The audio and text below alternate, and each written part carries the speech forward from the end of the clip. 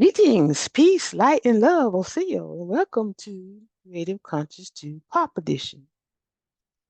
Today, what I want to talk about is religion, Christianity, and our people. I have put out videos about who we are and what we as a people need to do in order to survive, not only to survive, but to thrive. Okay? In order to do this, we must become a separate and distinct group of people. Now, in this presentation, we're going to talk about the truth about the Bible and several other subjects. Let's talk about the mission. The mission of this presentation is to lift the veil and reveal the truth about religion in the indigenous people of America. This presentation will show the viewer where the Bible got its start, the truth about Jesus, who is their God, and how religion is being used against the indigenous people of America as a weapon to keep them enslaved. Now, bear in mind that the indigenous people of America are referred to as the Negroes, Blacks, Colors, and African American today. Those are the indigenous people, and they live here in America on this land. Let me give you a little background on who I am so you will understand where I'm coming from. So, I am a teacher and a researcher, truth seeker.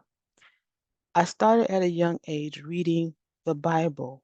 I started when I was in elementary school. I received a little small Bible from the Boys and Girls Club. And when I was in middle school, I dedicated 10 scriptures a night before I went to bed and I read. So I was not necessarily the indoctrinated into the church way of thinking or the fundamental church ways of thinking because, I had my own. I was exposed to church. I went to church with my grandmother during the summer as well as off and on with my parents, but I was never indoctrinated into a specific denomination or a specific teaching.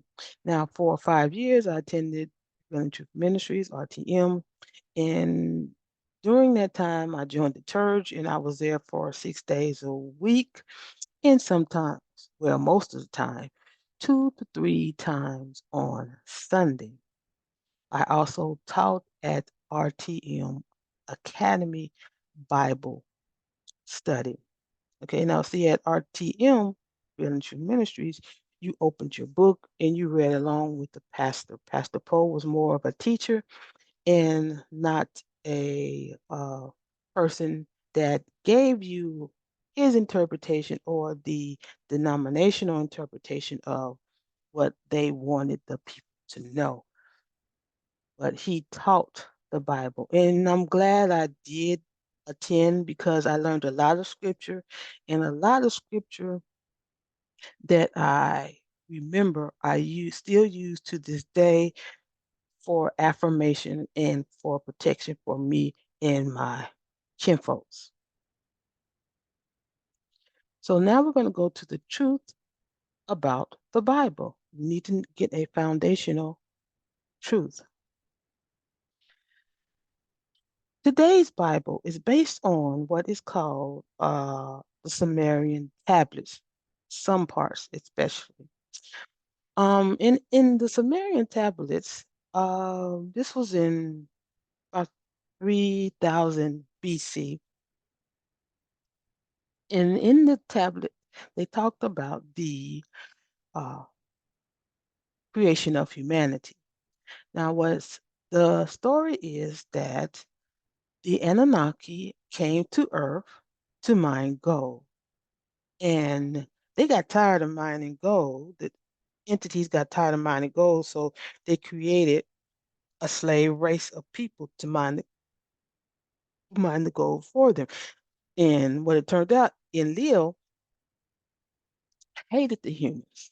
Okay, so then he went to his dad, Anna, ANA, to create a decree to send a flood to destroy humanity. Now, Enki, his brother, uh, he created the humans, and he was a loving and caring God, and he did not agree to the decree to destroy humanity. So he told this cat, hey, build this boat and ride out the storm. Okay. Now remember, in the Bible, in Genesis, it says, "Let us make man in our image and likeness." Remember that. Okay. Let us, meaning what? More than one what? Entity.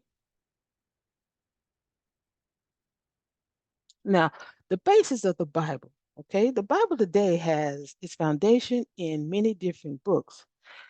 Like the Sumerian tablets we just talked about. This was in 3200 BC. The Book of the Dead, 1550 BC, which uh, some people say that the Ten Commandments come from uh, the Book of the Dead, and the Septuagint, which is 400 BC. And the Septuagint is the Greek translation of the Old Testament from the so-called original Hebrews. So tradition holds that Ptolemy II, a ruler of Egypt in the 3rd century BC, commissioned 72 Jewish scholars to complete a transition of the Hebrew Bible into Greek to be included in his library of Alexandria. Also, it must be noted that there were a lot of books written during that time, and some of these books were not included in the Bible, such as the book of Judah and the book of Enoch, and so many others. But let's talk about the Septuagint. Now, the Septuagint, there are three versions of the Septuagint. The first one is the Samaritan, sorry, family, 400 BC, and this is the book of only Moses, okay, books. Okay. And notice it says what? Samaritan family. Okay. That goes back to what? The Sumerian tablets. Okay.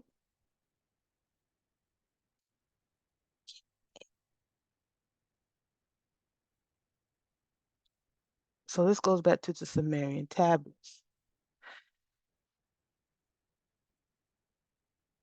And notice the word family.